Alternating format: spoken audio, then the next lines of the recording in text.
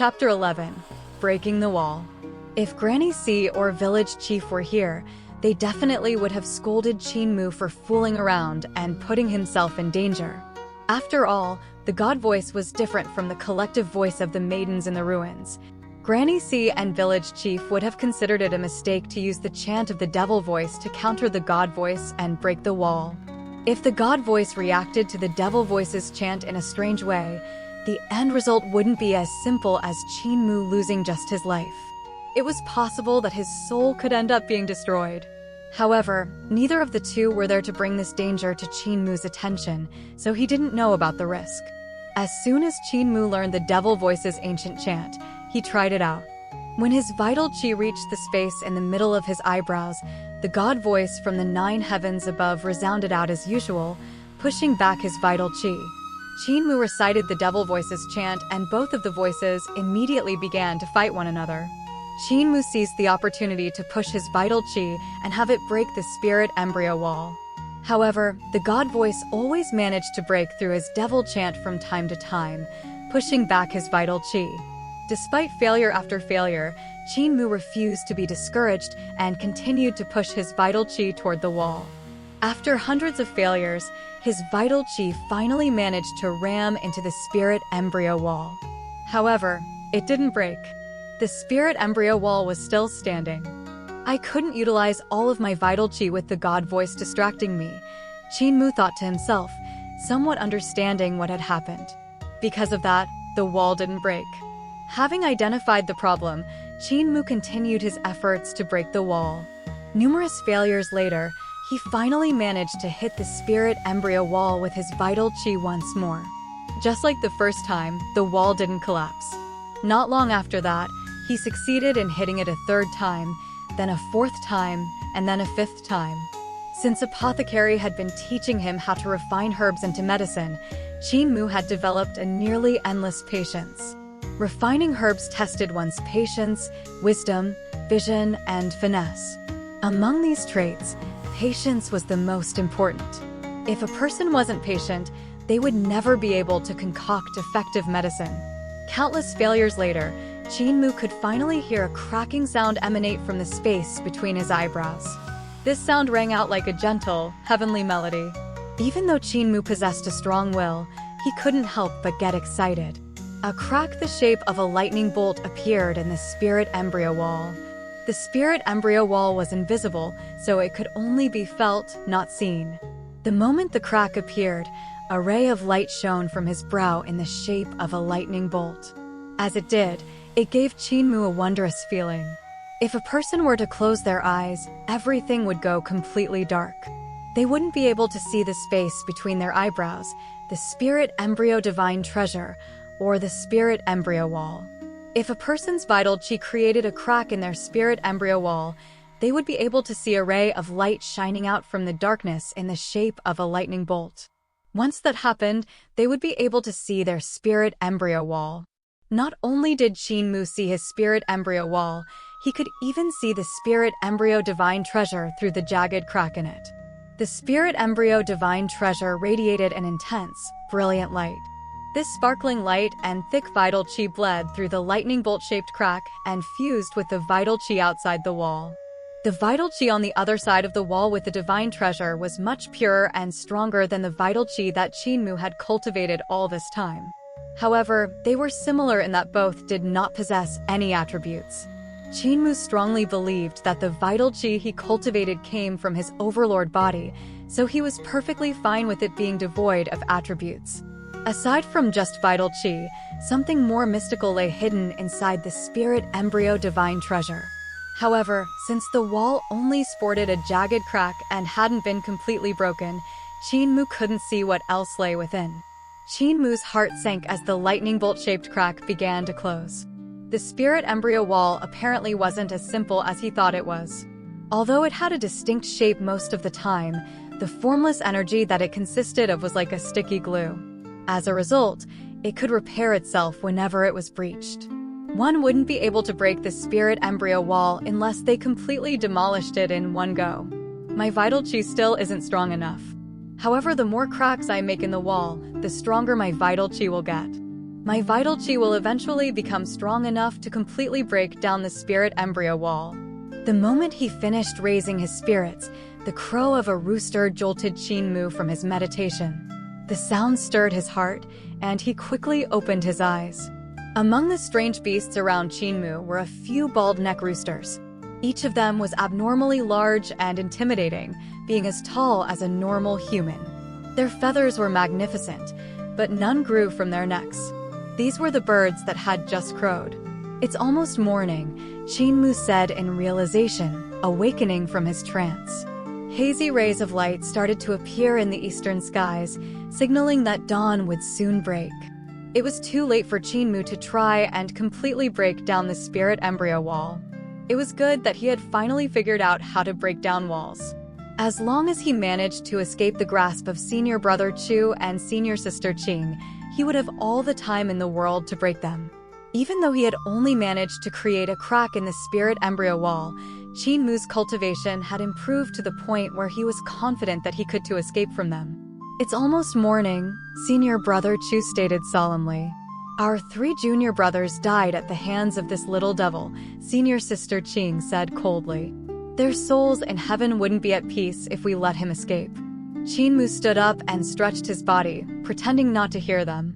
The maidens in the plaza continued their bitter struggle against the darkness, stuck at an impasse as light and dark clashed over and over. Soon enough, another crow sounded out. The voice of the darkness became extremely loud and clear, a sign that it was growing impatient. The collective voice of the maidens resounded as well, resulting in a stunning clash between light and darkness. A third crow rang out as the first rays of sunlight suddenly pierced through the darkness in the east, illuminating the mountain peaks nearby. Sunlight shone onto the pitch darkness, forcing it to immediately recede like an ebbing tide. The darkness retreated as quickly as it had arrived, withdrawing beyond the horizon at an increasingly rapid rate. As the light of dawn illuminated the valley, the luminescent pearl gradually descended from the air. Its iridescent light flooded back into the plaza before the sunlight reached the ruins. As the multicolored light vanished, the maidens in the plaza reverted back into skeletons, sitting there motionlessly. It was as if the fierce battle that was fought throughout the night had just been an enchanting dream. Qin had previously heard the villagers talk about the strange things that happened in the great ruins, about how monstrous and outrageous they were. However, seeing them happen with his own eyes was definitely more overwhelming than just hearing about it. Whenever night fell, the darkness would invade. The face of darkness would form and chant in its mysterious devil voice. The skeletons in these ruins would transform into maidens each night as well, taking part in the struggle between light and darkness. All of these strange events simply couldn't be understood. The secrets behind these events were just waiting for people to unearth them. As the herd of strange beasts crept toward the gate to leave the ruins, Qin figure blended among them.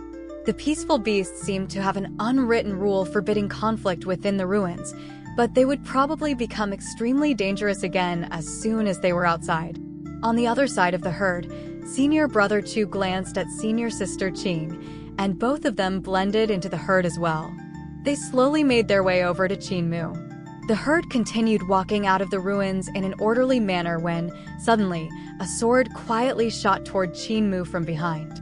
He promptly dodged the strike, resulting in the treasure sword nearly stabbing into a nearby beast. That strange beast roared irritably. "Junior sister, don't use your sword," senior brother Chu exclaimed. "If this herd of strange beasts was to go on a rampage, all of us would just die here." His warning caused junior sister Qing to reclaim her treasure sword and leap onto the back of a strange beast. Leaping from one beast to another, she quickly closed in on Qin. Qin envied senior sister Qing's ability to form a thread of qi and use it to manipulate her treasure sword from dozens of yards away. Although this ability wasn't as astonishing as Butcher's divine arts, he found it impressive nonetheless. Senior sister Qing's footsteps were light and graceful, and her dress spun through the air like a pink lotus. From under that lotus, her feet kicked towards Qin like sharp blades. The leg skill she used was sharp and precise. Each of her kicks seemed like a huge hammer covered in spikes and caused the surroundings to vibrate with a hum. This kind of leg skill could easily shatter huge rocks and even penetrate an iron wall. Qin Mu's eyes lit up as he faced senior sister Qing's whirlwind of kicks. Thinking back to his training, he remembered Cripple telling him about how the heaven-pilfering leg skill had never lost to any other leg skill. Chapter 12. Peerless Battle Techniques. A white leg struck out from beneath a pink dress, clashing against a muscular leg clad in beast skin shorts. Although senior sister Qing's legs were long and lithe, they contained an astonishing amount of strength resembling the sharpness of a knife combined with the power of an axe. Qin Mu's legs, on the other hand, were much sturdier, yet they also seemed graceful and light. It was as if they didn't contain much strength at all. Bang, bang, bang. Their legs collided in a series of explosions. Both of senior sister Qing's legs instantly received a myriad of kicks. Qin Mu's leg skill was simply too fast for her to react. The moment Qin Mu's flurry of flashy kicks struck, the astonishing strength in her legs became useless. The strength promptly vanished from her legs as if Qin Mu's legs had devoured it. Crap. As Qin Mu continued to kick at senior sister Qing, her pained legs began to go numb. His kicks struck her waist, chest, and throat like a storm pounding down against banana trees. After an onslaught of blows, Qin Mu's body spun in the air as he wound his body up to deliver a back kick. This kick was different from the leg skill he had been using up to this point. His previous kicks sacrificed power in favor of speed, whereas the kick he was currently preparing to unleash contained a startling amount of strength. Bang! Qin Mu unleashed his back kick, striking senior sister Qing in the face. Her nose flattened into her face and bone fragments flew from her mouth, her chin shattering to pieces. Senior sister Qing flew headlong into the ruins like a piercing arrow shot from a bow. This result proved what Qin Mu believed. The heaven-pilfering divine legs was the best. Qin Mu didn't dare to declare it the best in the world, but it was definitely the best in the village. Even though senior sister Qing's leg skill appeared vicious and overbearing, Qin Mu had heavily injured her before she could even touch him. Furthermore, Qin Mu didn't even use any vital qi, only relying on the strength of his body. Senior sister Qing, however, had directed her vital qi into her legs to increase her strength and raise the speed of her leg skill. In spite of that, she had been crippled in just one exchange. The moment he kicked senior sister Qing away, Qin Mu felt all of his hair stand on end. An extremely acute sense of danger bubbled up inside of his heart. With no time to turn around, he rushed forward. Senior brother Chu had silently appeared behind Qin Mu and unleashed a killing blow. His attack should have struck Qin Mu easily, but he hadn't expected him to be so aware of his surroundings. Leaping from the back of one strange beast to another, the two of them darted about. Senior brother Chu's moved exceptionally quickly as he frantically threw strikes at Qin Mu, aiming for his heart. Qin Mu spared no effort in sprinting forwards and swinging both his arms to block the attacks. Thunderclap 8 strikes, Thousand-Armed Buddha. Senior brother Chu couldn't help but be shocked. In spite of the fact that Qin Mu had his back turned towards him, he was still able to block all of the attacks as if he had grown several arms. Senior brother Chu had never heard about this kind of technique. Although Qin Mu's Thousand-Armed Buddha wasn't like old Ma's where rumbling thunder and flashes of lightning accompanied every strike, it still flowed like the wind and was as fast as lightning. Even while he was sprinting across different beasts with his back to senior brother Chu, Qin Mu's defense was incredibly solid, preventing the senior brother Chu from seizing even the slightest advantage. Clang! Qin Mu's scalp went numb at the sudden screech of metal.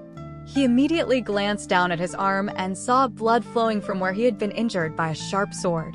Qin Mu rolled off the back of the beast he was on and ran under its belly, senior brother Chu following him down as well. His hands were empty, but a silver sword flew back and forth around him. Qin Mu's pupils contracted. Senior brother Chu's sword control was much better than that of senior sister Qing. She had controlled her sword and made it fly several yards away from her, attacking enemies from afar. Senior brother Chu, however, kept his sword 1 yard away from him. This was terrifying and particularly dangerous. Using sword control in close combat could easily result in a careless wielder injuring themselves. Doing it required remarkable skill and meant that the controller's swordplay was formidable enough to warrant absolute confidence. Without precise manipulation of vital chi, one would not dare to control their sword in such a way. Grandpa Butcher and the others never told me how to utilize my vital chi, and Village Chief never told me how to use Overlord Body Chi, Shinmu thought. Under these circumstances, I'll only be at a disadvantage. Shinmu's foot abruptly struck a wooden branch that the herd's strange beasts must have broken from a tree. Without thinking, Shinmu used the tip of his foot to direct the tree branch into his hand. This branch came from a willow tree, was around 2 yards long and about as thick as the length of a thumb. Gripping the tree branch, Shinmu moved quickly, his gaze locked onto the blade of Senior Brother Chu's sword. He didn't pay any attention to the Senior Brother Chu's hands. Shinmu directed his vital chi in the willow branch, allowing it to course through the wood. However, when his vital chi took up 16 inches of the branch, he lost touch with his chi beyond that length. 16 inches was way too short. Fighting a flying sword with just that length of a weapon was too dangerous. Senior Brother Chu rushed forward, his treasure sword circling around him. It seemed as if an invisible swordsman was holding onto the treasure sword, stabbing, slicing, flicking, hacking, and cutting at Shinmu in extremely intricate ways. Shi. With just a few strikes, the willow branch in Shinmu's hand had been reduced to 16 inches. As the sword came hacking towards the branch again, it clanged as if it had struck steel. Relief washed over Shinmu the moment he saw that his vital chi-imbued willow branch could actually block the sword. Keeping his eyes on the blade of the sword, the 16-inch willow branch became his pig slaughtering knife. He used the stick of wood to unleash the knife skill that Butcher taught him. Midnight battle across stormy cities. Clearing his mind of anything else, Shinmu threw his heart into executing this knife skill. Faster, faster, faster. Butcher referred to his knife skill as the pig slaughtering knife skill. The essence of the skill could be described in one word: faster. Faster than a flickering light and faster than fleeting shadows. So fast that, by the time a user of the skill lifted their hand, the pig's head would have already fallen from its body. Focusing his heart and mind on his knife, Shinmu swung the willow branch with reckless abandon. Both he and Senior Brother Chu dashed under the sprinting beasts, metal clanging against metal as they clashed. The enormous legs of the more gargantuan beasts resembled pillars falling from the sky and pounding against the ground. The slightest bit of carelessness on either of their parts would lead to them being crushed into a paste. Every step the two combatants took seemed chaotic and disorderly, but they actually followed a mysterious rhythm. Whenever the beasts were about to stomp on them, they were always able to dodge out of the way. As they fought, Senior Brother Chu grew increasingly frustrated and shocked at the current situation. He was actually getting beaten by this little devil. The willow branch in Shinmu's hand was only about 16 inches in length. Didn't that mean it was just a short wooden stick? His sword, on the other hand, was about 2 yards long. The sword control technique, in which he molded his chi into a thread and used it to control his sword, had been taught to him by Li River's 5 elders. Li River's 5 elders were powerful individuals who had broken their celestial being walls and awakened their celestial being divine treasures. That alone would signify how intricate sword control techniques taught by them would be. Aside from the sword control technique, Senior Brother Chu was also using a fist technique that Li River's 5 elders had created, which was called the Li River Arts. This fist technique channeled vital chi out of both arms, making it surged forth like the waves of a great river, splitting apart the shore with peerless might.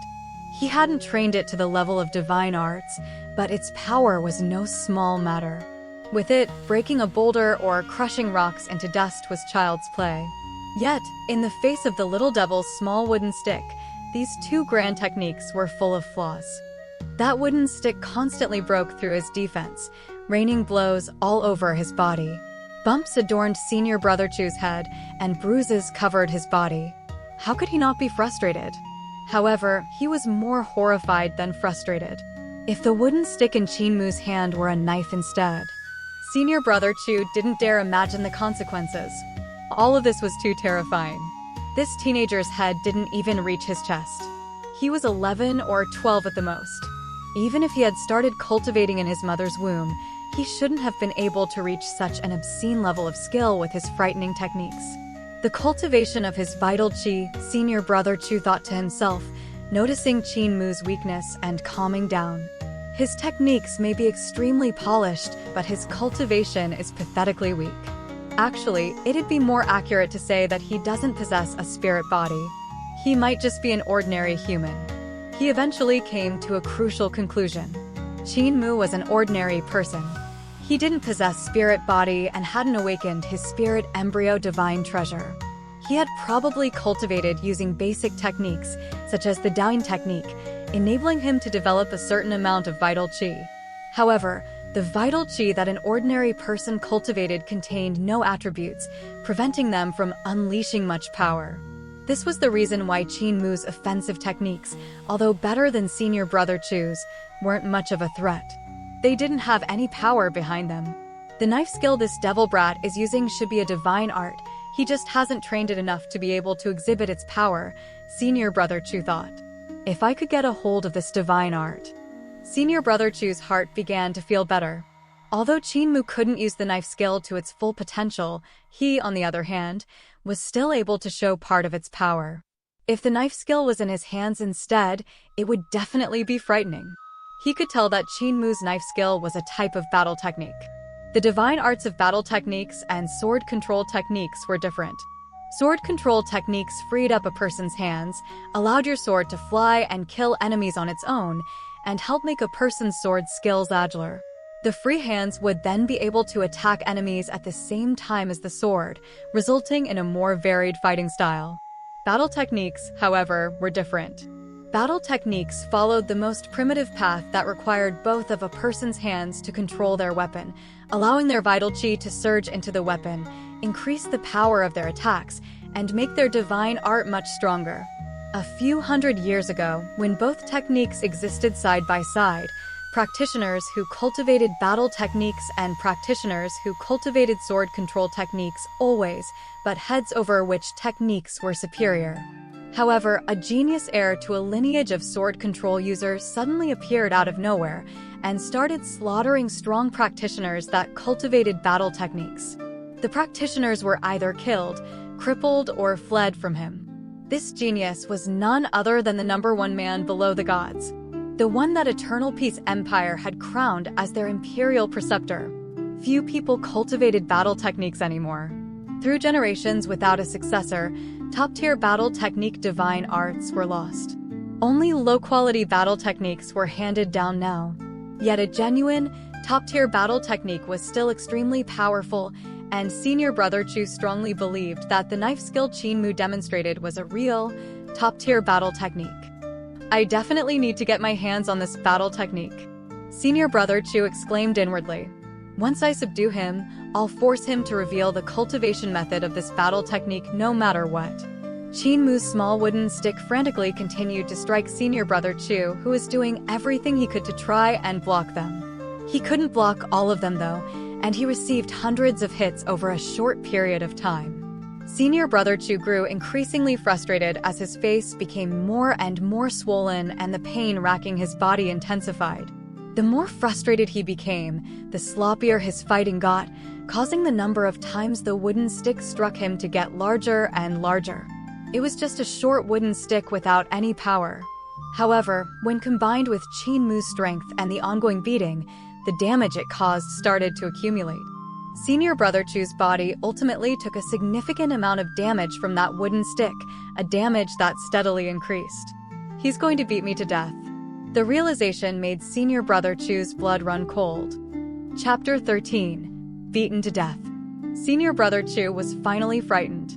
At this rate, he'll beat me to death with that small wooden stick. He really wished that Qin Mu was holding a knife instead. Heck, even a blunt one was fine. A small wooden stick naturally held very little power, but with all the beatings he had taken, his face had swollen like a pig's. Even his eyes had become two slits, blurring his vision. Black and green bruises marred his skin while some of his muscles had become paste from the thrashing. Even his joints had received preferential treatment from Qin Mu. Qin Mu had purposely aimed for ligaments and tendons, not the bones. By tearing the ligaments and tendons, any slight movement would cause excruciating pain. Being beaten to death by a small wooden stick truly was too horrifying. Since one wouldn't die straight away, their pain and fear would increase by several times over the course of the beating. The beast herd that had been running above their heads was nowhere to be seen now, having had dispersed the moment they made it out of the gate to the ruins. Qin Mu's strength was also diminishing. He had no idea how long he had swung his knife around, but he couldn't continue doing so. After all, not only had he constantly dodged Senior Brother Chu's sword, he had also been avoiding the hooves and claws of the giant beasts they had been fighting under. His legs were also sore and swollen from continuously executing his irregular footwork. Even though Butcher's training frequently consisted of bouts of insanity, he still understood that Qin Mu had his limits and would never train him past the point of exhaustion.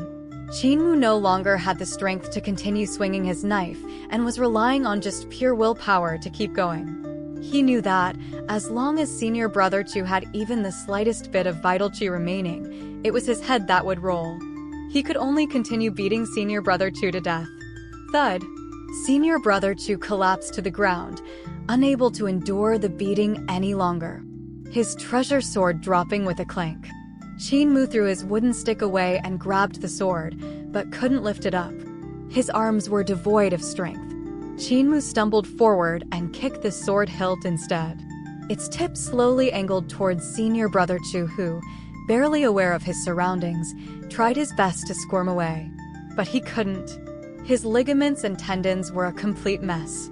He couldn't even lift a muscle. Paralyzed, Senior Brother Chu could only watch as Qin Mu struggled to adjust the direction of his treasure sword and kick it towards his neck. It scraped against the ground, dragging dirt along as it moved in little increments towards Senior Brother Chu until, with one final kick, it pierced through his neck. Blood flowed, pooling around the wound as he struggled to breathe and gurgled through the blood welling from his throat. Relief washed over Qin Mu. His limbs went limp and he collapsed to the floor. He had never been so exhausted before. Lying next to a corpse felt disgusting, therefore Qin Mu tried to move away. Only, he had to give up because his body wouldn't budge. It wasn't Qin Mu's first time seeing a corpse. The woman who emerged from the cowskin and Senior Brother Chu's junior brothers had become corpses as well. Granny C once brought him to a neighboring village to assist in delivering a baby. Aside from being a tailor, Granny C was also a midwife who helped expectant mothers in the area give birth. However, when they arrived, the village had become a graveyard. It didn't matter if they were male or female, young or old. Everyone, including the expectant mother, was dead. Qin Mu's mind had gone blank, as if he were drifting through the sky, floating above the village and taking in the massacre. Granny C had later woke him from his trance, saying that the gruesome scene had scared the life out of him, forcing his soul to leave his body. She had to pull his soul back and stuff it back in. Granny hadn't told him who massacred that entire village, instead of telling him that such a thing was extremely common in the Great Ruins. In light of that, she sternly warned him, "Never give your enemies any opportunities." Senior Brother Chu's corpse made Qin Mu uncomfortable, but it wasn't an uncommon thing in the Great Ruins. Here, the strong preyed upon the weak. It was the survival of the fittest. Having lived in the Great Ruins from a young age, Qin Mu had already become accustomed to the skirmishes between strange beasts.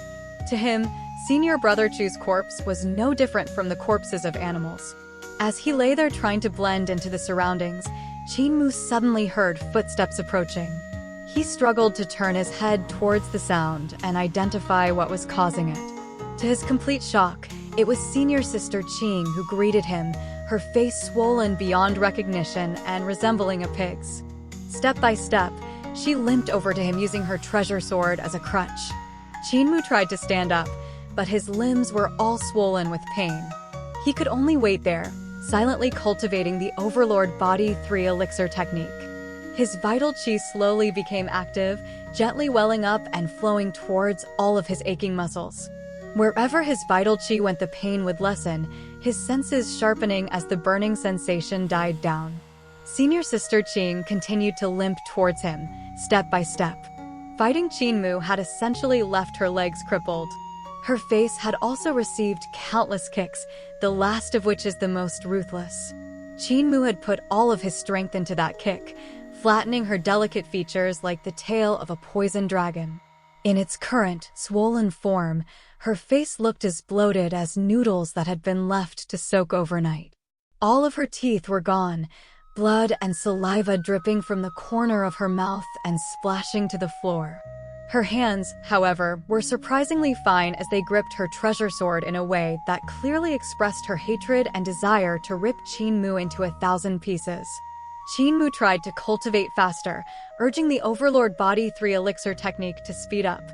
He wanted to regain his strength at a quicker pace, but the intense battle he had just fought simply took too much out of him. Only by breaking the Spirit Embryo Wall and awakening the Spirit Embryo Divine Treasure could Qin be considered a true martial practitioner. Beating a martial practitioner like Senior Brother Chu to death, despite not being one himself, could already be seen as a great achievement. But that was all that it was. He didn't have the strength to continue fighting Senior Sister Qin. Senior Sister Qing finally arrived in front of Qin. She tried to say something, but her mouth and throat were so swollen that she could only let out a gurgle. Frustrated, she lifted her treasure sword and fell forward, ruthlessly stabbing it towards Qin. But suddenly she froze, her treasure sword unable to continue downwards as if it had met an invisible barrier. What a cute little lady. This granny is quite fond of looking at you. An elderly woman appeared in their line of sight, walking towards them with a basket in hand. Fear flashed through Senior Sister Qing's eyes, and she trembled upon seeing the woman, slowly backing away from Qin. Before she could get very far, however, a voice boomed from behind her. "Moore, you actually used a tiny wooden stick to play around with my pig slaughtering knife skill and took 5,476 strikes before finally bringing this young fellow down, yet what you ended up killing this little bastard with a sword." Struggling to turn her head, Senior Sister Qing saw people with grotesque appearances approaching. Among their number was a blind man with a cane, a man missing a leg, a man without any limbs, and a muscular man missing the lower half of his body. One of the more able men carried the muscular man in a large bamboo basket on his back, and the others carried the limbless man on a stretcher. All of these people looked extremely miserable. The only one of them that seemed relatively normal was the middle-aged man carrying the bamboo basket. However, his face was completely disfigured. It seemed to have been skinned, giving him a sinister, frightening appearance. The muscular man who only had the upper half of his body was the one who had spoken. Rage consumed his fearsome face as he glared at Qin and scolded him from afar. "Looks like you still haven't trained enough. If your knife skill was polished enough, you wouldn't even need a small wooden stick or even a knife. You'd be able to chop him to death with your bare hands." "Granny C. Grandpa Butcher. Grandpa Apothecary," Qin croaked, sighing in relief. All of you are here? We raised you with our blood, sweat, and tears. Of course we were worried," Granny C replied, snickering. "Since this was your first night away from home, and you spent it with an unfamiliar woman, we just had to come take a look."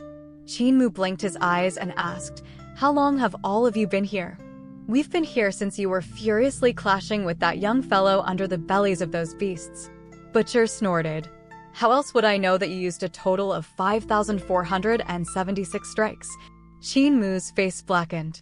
These old geezers had clearly arrived early during the fight, yet they still let him fight to the death and nearly lose his life. And then he realized why the herd of strange beasts hadn't attacked him or Senior Brother Chu. Butcher had scared them off. The people from outside the village said that Granny and all the grandpas were bad people. Could that be true? Qin thought to himself. But I think they're good people, he assured himself. They must have watched from afar because they believed I could defeat that Senior Brother Chu. An overlord body is far superior to a spirit body, Blind said, propping himself up with his cane and smiling at thin air. We're all very disappointed that you've been reduced to such a miserable state. Grandpa Blind, I'm over here. Qin coughed gently. I know where you are, Blind said with a smile, reorienting himself. You defeated that young fellow using a stick, which means I have taught you well. Don't be proud of that though. You possess an overlord body, after all. It's natural for you to be stronger than him. From today onwards, your training will be much more intense. Don't make that bitter face. Why are you so pleased with yourself, blind? Butcher said coldly. He was clearly using my knife skill. And why are you lecturing a corpse? Chapter 14. Vital Qi Body Refinement. What do we do with this senior sister Qing? Qin Mu barely managed to get up. He looked at senior sister Qing, who still hadn't recovered from her shock. Why don't we? Granny C's eyes lit up as she thought what to do. She nudged Qin Mu, nearly pushing the exhausted youth over, and mischievously said, "Why don't we let her live so she can be your little bride? You were so cute when you were a toddler, but now that you're all grown up, you aren't quite as cute. However, you can have a chubby baby with this young lady. That baby would definitely be very cute as well." After all, Granny still adores children. Qin Mu glanced at senior sister Qing, whose head looked like that of a pig. "Granny, I think I'd rather not." "Shunk. In that case, we should just kill her," Cripple said.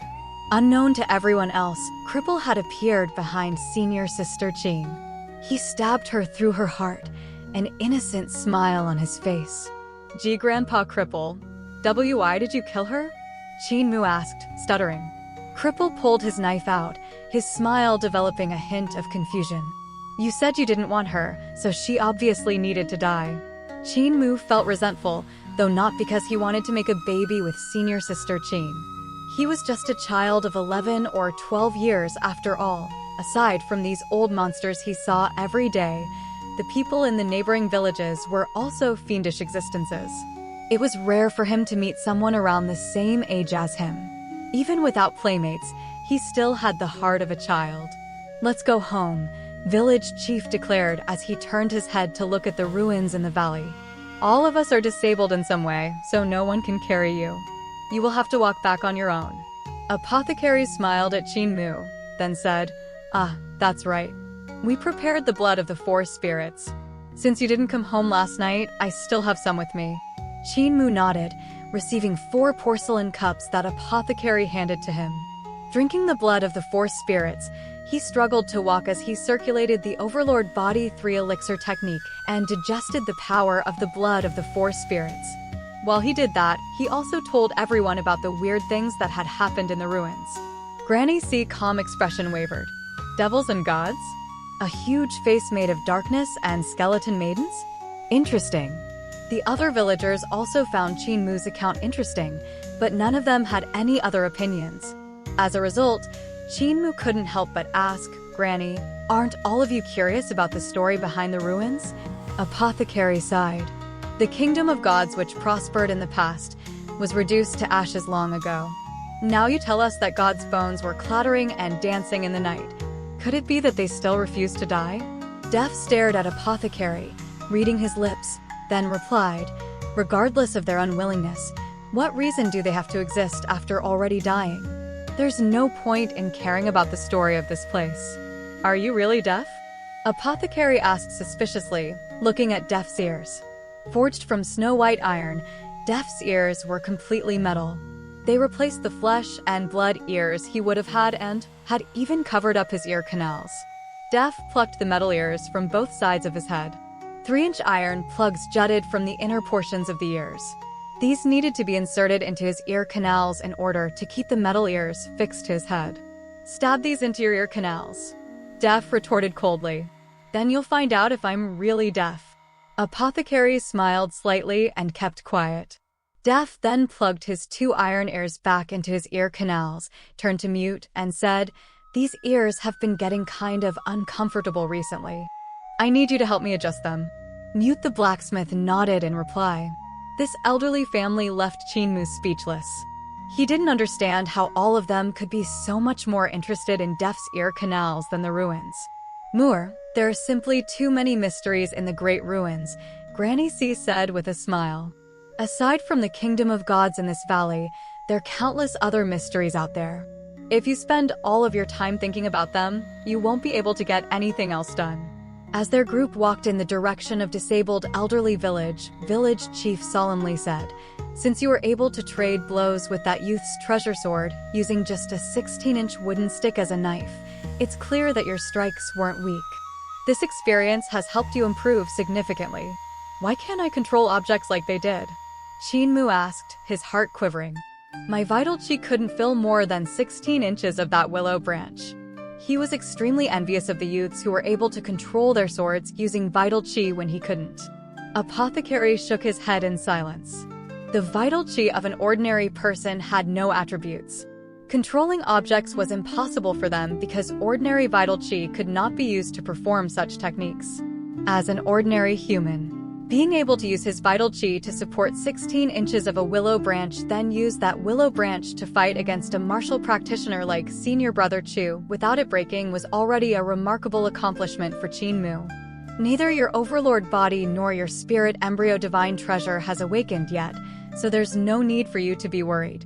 Village Chief gave Qin Mu a calm look. Being able to defeat a skilled practitioner of the spirit embryo realm while in your unawakened state means that, once your overlord body actually awakens, you will be an entire level stronger than everyone else. Granny C and the others were also proud of Qin Mu's performance. Senior Brother Chu was a peak martial practitioner in the spirit embryo realm. He could even use his chi to control his sword close to his body, which clearly showed he wasn't far from reaching the 5 elements realm. Having beaten Senior Brother Chu to death with a small wooden stick, Qin Mu clearly confirmed that village chief hadn't lied about the overlord body that none of them had ever seen or heard of before. The corners of Apothecary's eyes twitch as he thought to himself. The truth that Moore only has an ordinary constitution will get out sooner or later. When that time comes, these people will definitely turn the entire world upside down in despair. However, it really is strange that he was able to defeat a peak martial practitioner to death with a small wooden stick. Could he really have an overlord body? Or is it just the influence of the spirit blood? Even considering the vast amounts of knowledge in his head, these unanswered questions still left Apothecary confused. Consuming the blood of the 4 spirits made the vital chi inside of Qin Mu become more and more active. This resulted in his inflamed muscles recovering and returning to normal, his blood flowing more smoothly, and his vital chi circulating even faster. As fatigue slowly faded from his body, his footsteps subconsciously sped up. Expressions of astonishment leaped to the faces of Old Ma, Cripple, and the other villagers, but they kept quiet and continued to follow Qin Mu. Qin Mu had discovered that cultivating the Overlord Body 3 elixir technique while running helped to increase the speed of his cultivation. With the added effect of the blood of the 4 spirits, his cultivation speed increased even further, leading to him forgetting about his surroundings and sprinting faster. He quickly forgot about his sore muscles as his speed continued to increase.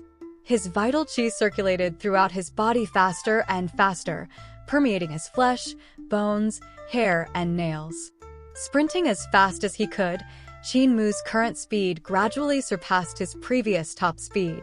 However, he wasn't aware of this, only feeling more and more relaxed as he ran to his heart's content.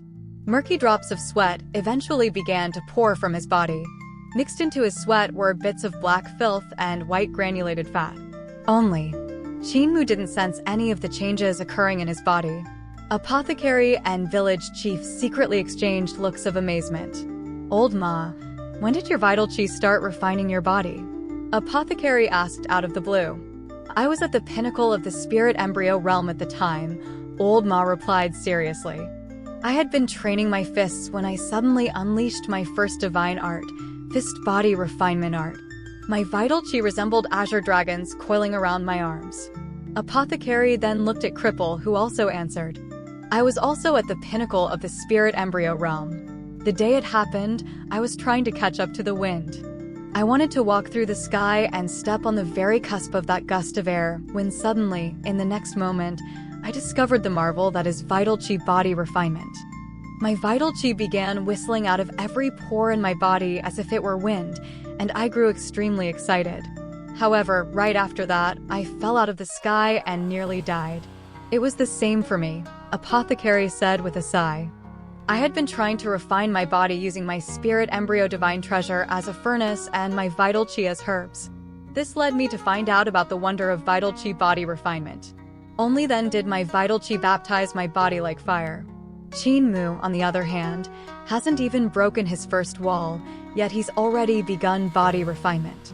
An overlord body definitely is quite domineering. Cripple laughed.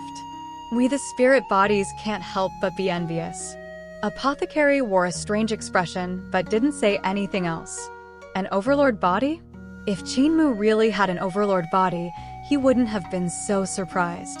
Cripple and Old Ma explained all of these things as Qin Mu possessing an overlord body, but he knew the truth. Being a step ahead of people with spirit bodies and reaching body refinement this early with just an ordinary human constitution, such a thing made it so that a formidable practitioner like Apothecary, despite all of his considerable knowledge, couldn't help but feel amazed. Moore hasn't awakened his overlord body yet, but once he does, he'll be able to use his overlord body chi to control objects. Hee. Granny C said excitedly. Even Eternal Peace Empire's Imperial Preceptor wouldn't be able to hold a candle to him if they were the same age, right? Apothecary's heart sank as he looked at Village Chief. Village Chief remained silent. The overlord body didn't exist, so there naturally would never be any overlord body chi. Ordinary vital chi could never control objects, and when Qin Mu discovered that, the lie would come to light. But before that, Qin Mu first had to awaken his overlord body, which meant he'd have to break his spirit embryo wall. What did an ordinary human need to do to break a wall? Village Chief frowned. Did drinking the blood of the four spirits even have any effect on Qin Mu? How much longer could he hide the truth from everyone? Chapter 15. Walking on Water. Qin Mu ran like the wind, his vital chi growing stronger and stronger. No matter how many miles he sprinted, the inhabitants of disabled elderly village could always match his stride. Even Blind could keep up with everyone as if he were steadily moving across flatland. Just as Qin Mu entered a certain forest, a pitch-black figure appeared and bellowed, "Die, young'un." It was the devil ape. It unleashed a furious bellow when it saw Qin Mu, the young'un, invading its territory once again. One-armed Old Ma glanced at the raging devil ape. This glance was devoid of emotion. It terrified the humongous beast, making it feel as if it would be dead in the next moment. As a result, it didn't dare to be arrogant, immediately abandoning its territory and fleeing instead. Qin Mu continued to sprint all the way back, his vital chi circulating and thriving as the rest of the journey passed without incident. Only upon reaching disabled elderly village did he wake up from his trance and discover that he was covered in filth. Without him realizing, a thick layer of muck that was either black blood or grimy fat had caked his body. "Moore, go to the river and wash," Granny C said. "Blind, go with him so that the monsters in the river won't take him away." Blind leaned on his bamboo cane and followed Qin Mu to the river. Qin Mu immediately stripped naked and jumped into the water, washing away the filth. Blind gently tapped the surface of the river with his bamboo cane, alarming a huge green fish that had snuck up on Qin Mu. It promptly leaped from the water and splashed several yards away. That fish spanned about 6.5 yards in length, and its whiskers resembled 8 tentacles that were each 3 yards long. After washing himself, Qin Mu looked at the waves of the river. Bravery swelled within his chest, growing into a raging blaze of emotion. His vital chi churned restlessly, surging up toward his throat until he unleashed a guttural cry. It seemed as if he had opened the temperament treasure vault of the gods. The cry traveled throughout the mountains and the forest, causing the surface of the river to tremble. As he sustained the reverberating cry, Qin Mu rose from the water, suddenly dashing across the surface of the river with great strides. With each step, the strength of his feet fused with vital chi that streamed down his legs to create a sudden burst of force. Whenever his feet hit the surface of the river, the water exploded in every direction. Before the disturbed water could even fall back to the river, Qin Mu would already be several yards ahead, running across the water. Tap, tap, tap, tap, tap. The crisp sound of Qin Mu's feet slapping against water resounded through the air. Soon enough, he'd run over a mile across the river's surface. Qin Mu felt as free as a bird, his cries growing more and more ecstatic. He happily ran to his heart's content, his broad strides and carefree footsteps taking him all over the river. It sounded as if heavenly music played by a band of immortals were descending from the sky, accompanied by the melodious cries of a dragon and a phoenix. Qin Mu's speed was astonishing. In just a short time, he had already managed to run from one side of the river to the other. A gentle wind blew across the river's rippling surface as he already began making his way back to the side he had started from. Blind propped himself up with his bamboo cane as the wind swept over him from the river, ruffling his white hair. Listening to Qin Mu's cries of excitement, he gently nodded his head and smiled. Whilst the monkey cried incessantly from one side of a river to another, the dreadfully cold wind froze his crotch. He recited loudly, "Don't you feel cold while happily roaming the river with your rear exposed, Moor?" Qin Mu fell into the water with a splash, a cry of astonishment echoing from the center of the river. A moment later, the youth swam ashore and exited the water in embarrassment, drying his body so that he could put his clothes back on. Qin Mu's moment of enlightenment at the bank of the river made him get ahead of himself, causing him to completely forget he was naked and start sprinting across the river. Yet, as he did this entirely naked, it had actually been quite cool and refreshing for him. It's a good thing that Grandpa Blind can't see, he thought to himself. Qin Mu got dressed and was in the middle of adjusting his shirt when he suddenly looked up. Old Ma, Mute, and the rest of the villagers were standing in the forest in front of him. Even Granny C and Village Chief, who was being carried on a stretcher, had come. Qin Mu's face turned beet red. "Gee, Granny, when did all of you get here?" he asked, stuttering. Granny C burst into laughter and said, "Moor, all of us have seen you but countless times, so there's nothing to be embarrassed about. We heard your lively cries and came over to have a look." "Come here, Moor," Village Chief said, coughing gently. "Since you were chased down by 5 practitioners of the spirit embryo realm, you probably have some injuries that are harder to notice. Let Apothecary examine you." Qin Mu stepped forward and allowed Apothecary do a thorough examination of his body. Finishing up, Apothecary shook his head and said, "There are no major problems. All of his wounds are superficial." Village Chief then carried out an examination of his own. They indicated that Qin Mu could leave. Butcher immediately dragged him away to have him train his knife skill. Unsatisfied with how Qin Mu needed to use over 5,000 strikes to beat that senior brother Chu, Butcher had decided to put him through merciless training. Apothecary watched Qin Mu's vigorous knife training as he walked over to Village Chief's stretcher. "Did you discover anything?" he asked. "The speed at which his vital qi cultivation is advancing is extraordinarily fast," Village Chief exclaimed, hiding nothing. "The difference between yesterday and today shows that his progress is beyond my imagination. His cries from earlier could have only been made by having his throat resonate with vital qi. They even possessed god and devil characteristics. Ignoring the fact that he has yet to break his spirit embryo wall, even a spirit embryo realm practitioner wouldn't be able to achieve god or devil resonance. If we were ordinary humans like him, it would take us 20 years to cultivate our vital qi to that point." The cries that Qin Mu had subconsciously released as he ran across the river were the result of his throat resonating with vital qi. At the same time, however, he had inadvertently infused his cry with aspects of the devil voice he had heard in the ruins. The strange thing was, he had also memorized the collective voice of the maidens while analyzing the devil's voice.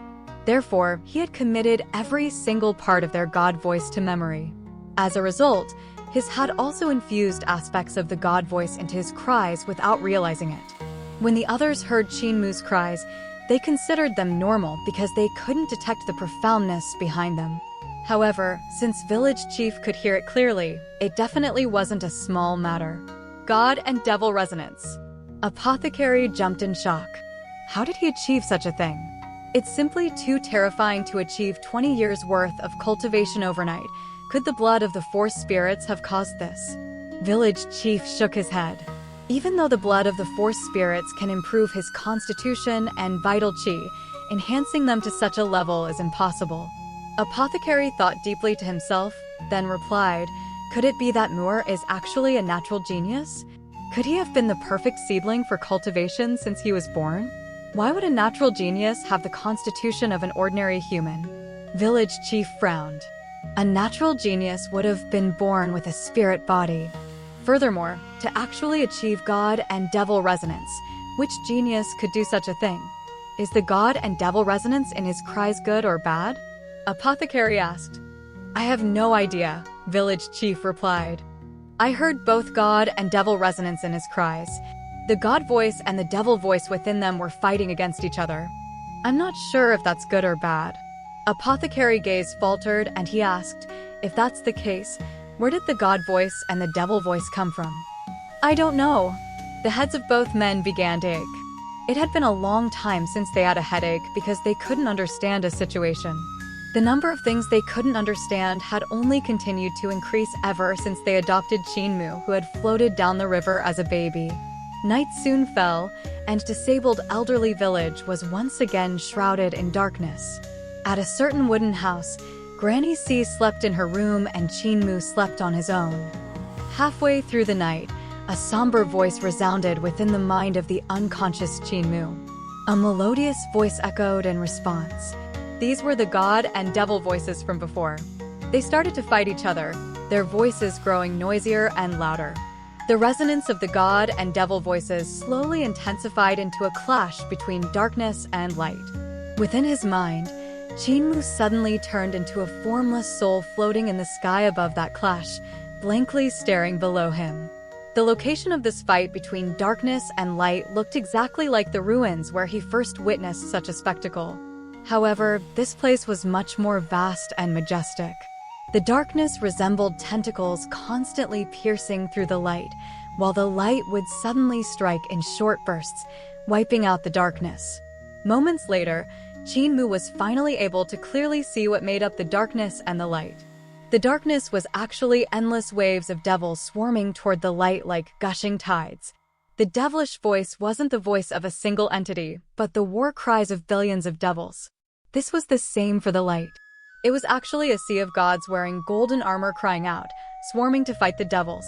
Chinmu currently stood high above the struggle, making all of the gods and devils seem like tiny dots. He had thought it was the clash between light and darkness because he was too far from the conflict to get a clear look. Now that he could see what was actually happening, shock and horror overwhelmed him.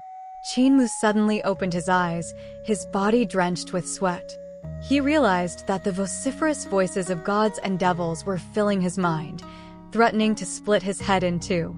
However, right at that moment, the jade pendant he wore at his chest slowly rose into the air, floating up to the center of his brow and gently coming to rest there. A soft, soothing feeling flowed into Chinmu's head, and the voices vanished.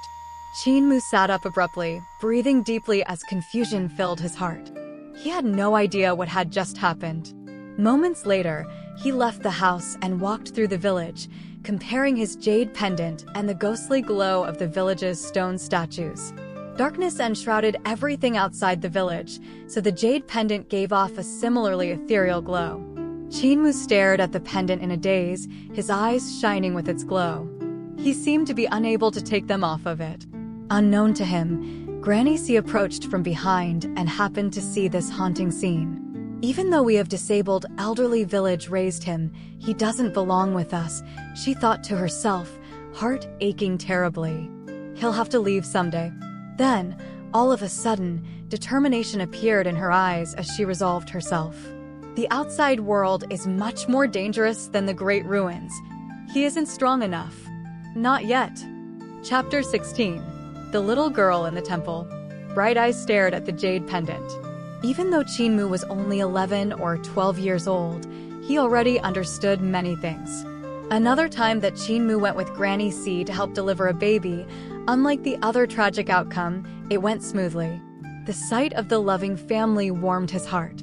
This led Chinmu to ask how he'd been born and where his parents were. However, Granny C wasn't able to answer him. She could only tell him that she had found him in the river and that the jade pendant had been bundled up with him. This was the reason why Chinmu treasured this jade pendant. He hoped that he could one day find his parents with it and ask them why they abandoned him. After some time, Chinmu put the jade pendant back around his neck where he usually wore it.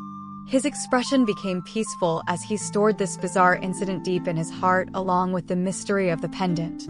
Granny C, who had kept her distance behind him until that point, returned to their house just before he did. The next day, Old Ma, blind, cripple, and mute, continued hunting beasts to refine the blood of the 4 spirits for Qinmu. These 4 dangerous men had essentially swept the area around the village clean, a radius of several hundred miles to be precise, so they had to travel further to capture the spirit beasts that provided blood for refinement. Village chief had trouble moving around on his own, apothecary frequently had to go out to gather herbs, butcher was always bitter and went crazy from time to time, and deaf was only interested in calligraphy and paintings. Therefore, Granny C was the only person who could keep Qinmu company while he cultivated. However, Granny C wasn't always in the village either. As a tailor and a midwife, the neighboring villages often requested clothes from her or asked her to help deliver a baby. Early this morning, Granny C left the village and Apothecary went to gather herbs. Butcher and Deaf carried village chief over to the village's entrance and placed him there. Then they both went their separate ways, one sharpening his knives and the other painting. Overcome with boredom, Qinmu went to the riverbank. Ever since his cow had turned into a woman and gotten herself stabbed to death by Cripple, his chores had diminished tremendously. Standing by the river, he took a deep breath, his chest swelling with air. He then circulated his vital qi and his chest slowly returned to normal size. He had yet to exhale. Instead, he used his vital qi to nourish his lungs, making them exceptionally tough. Then he compressed the air in his lungs, forcing it to shrink by 10 times. Qinmu continued to breathe in and his chest still didn't expand. The moment he reached his limit, however, he rushed forward, bursting forth like an arrow shot from a bow. Qinmu sprinted across the river like a hurricane, splitting the water into 2 waves that erupted outward in his wake. Then, all of a sudden, gleaming metal flashed above the river. Qinmu had taken out his pig, slaughtering knife as he ran. It shimmered through the air, flashing like dragons swimming through the air. This was Butcher's pig, slaughtering knife skill. Like its creator, this knife skill felt bitter and possessed a wild, domineering aura that refused to bow to the heavens and the earth. The knife shone as it swung back and forth, capable of crushing everything in its path. Without warning, the glimmer of metal disappeared as Qinmu returned the pig, slaughtering knife to its usual place in the sheath on his back. Transitioning to Old Ma's fist skill, he directed his vital qi to his arms and hands. Clenching a hand into a fist, Qinmu began to resemble the Yangtze River traversing a plateau, rushing through the sky and gushing into the sea like a never-ending torrent of water. Thunderclap 8 strikes first form, spring thunder on the lonely East Sea. Throwing punch after punch, a scene of a raging river flowing into the thunderous waves of an enormous sea appeared inside of Qinmu's mind. An essence similar to that took shape in his fist skill as well. However, the moment it did, his fist suddenly opened up mid-punch, his fingers and palm trembling uncontrollably. The air in front of his palm compressed rapidly, then exploded outward, disrupting the surface of the river and sending water all around him. It still isn't complete, Qinmu thought as he ran. I still can't achieve thunder in palm. Disappointment weighed upon Qinmu. The lowest level of Old Ma's Thunderclap 8 strikes required the practitioner to achieve thunder in palm. Every punch needed to burst forth the booming thunder that possessed astonishing power and could seize a person's soul. It would then become a divine art capable of being trained to the highest level where one could control thunder and lightning with their hands, a level that Qinmu was nowhere near reaching. As Qinmu continued sprinting, he grabbed a bamboo staff from its place strapped to his back. Stabbing the area around him, he wasn't displaying an ordinary staff skill. The skill that Blind taught him was actually a spear skill. His bamboo staff resembled a great spear that churned the water of the river like a raging dragon. Every swirl, every poke, every flick, and every thrust would be accompanied by a burst of water. Once he was satisfied, Qinmu traded his bamboo staff for a huge iron hammer, replacing the latter's position on his back with the former. Then he performed a series of strikes as a display of the hammer skill that Mute the blacksmith had taught him. This hammer skill was simple and crude, but it possessed several tons of power. Each strike was extremely heavy which, along with Qin Mu's agile running, embodied two extremes of martial ability. After sprinting and practicing each of his skills for a considerable amount of time, Qin Mu finally felt that his vital qi was beginning to run low. His body started to feel exhausted, his strength nearly depleted. Looking at his surroundings, he discovered that he had gone dozens of miles downstream, which was quite far from disabled elderly village. I actually ran this far without realizing it, he thought. Qin Mu continued to survey his surroundings until he noticed an island in the middle of the river. The violent water of the river surged around it. The sight intrigued him, and he immediately rushed over to it. A few moments later, Qin Mu stepped onto the island, finally reaching dry land. This island wasn't very big. Considering its position in the middle of the river, it resembled a small hill lush with vegetation about 1,000 yards in diameter and around 130 yards tall. On this island was a dense forest in which only the sound of water could be heard. Deep within that forest, not far from where Qin Mu was a dilapidated, ancient temple. Walking into the forest and toward the temple, Qin Mu could see that the structure was in shambles and had cobwebs everywhere. It clearly hadn't been maintained for a long time. However, it could still serve as a good spot to take a break in. Qin Mu stopped in front of the temple. One of the doors that made up its entrance had collapsed, revealing a dim light within. He could see that a towering Buddha statue covered in gilded leaves stood inside of the temple, radiating a golden glow. However, since no one had been here for a very long time, most of the gold on the leaves had peeled off to reveal copper enamel. Peculiar, squiggly writing could be seen on the copper. It looked as if the writing could be drawings of tadpoles. Gigantic, thick chains wrapped around the Buddha's body, restraining it to where it was.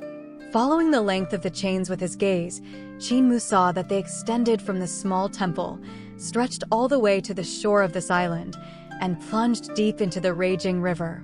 How strange. Why are these chains tying down this giant Buddha? Qin Mu thought to himself. Grandpa Blind said there was some rule about lighting incense before entering a temple.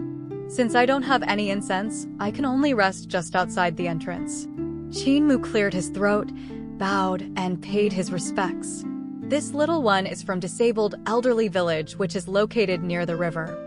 I have come across your temple and would like to rest my legs here for the time being. If I have alarmed the owner of this land, I am deeply sorry. He hesitated a moment before continuing to recite a prayer that Blind had taught him. Since I was young, this little one has weak kidneys and frail body. My primordial yang has long since dispersed.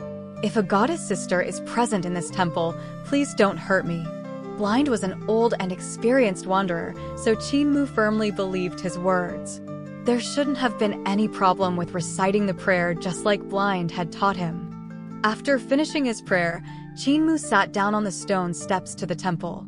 He removed the iron boots from his feet and the iron weights from his calves, then began to recover his stamina using his breathing technique.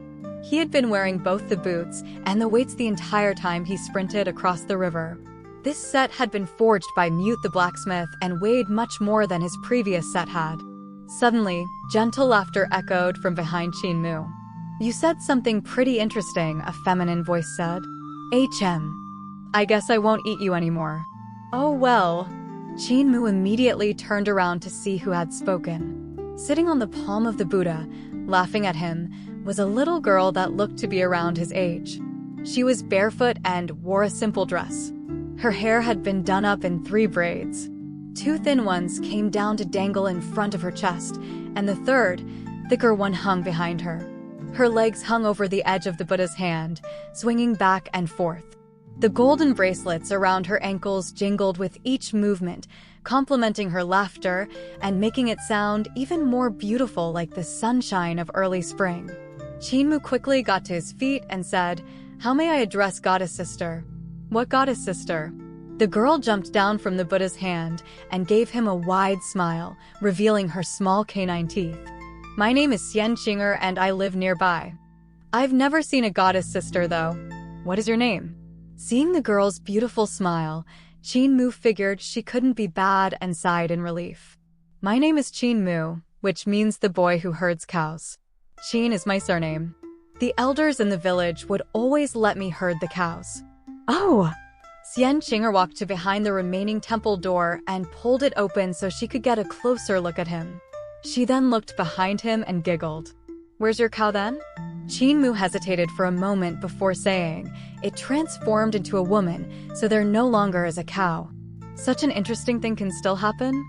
Xian Qinger asked in astonishment, then became excited. How did it transform? Can you transform? Qin Mu shook his head. I am currently unable to, but my granny can. I thought you knew.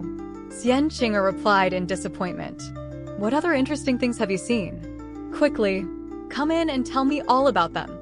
Just as Qin Mu moved his leg to step forward and enter the temple, his gaze went past Xian Qinger and noticed a few white bones sticking out from behind the Buddha statue. A bad feeling suddenly appeared in his heart. His leg came to a stop in midair, and he hesitantly said, Grandpa Blind told me to always light incense and pay respects to the Buddha before entering a temple. Since I don't have any incense with me, it's best for me to stay out here. Just come in. Xian Qinger smiled sweetly. I think it would be better for me to stay outside. Qin Mu blinked his eyes and moved his foot back, giving her a smile that was much more sincere than the ones that Cripple would wear. Why don't you come out instead? Then I'll be able to tell you about some fun, interesting stuff. Xian Qinger's gaze wavered slightly, and she bit her lips and giggled.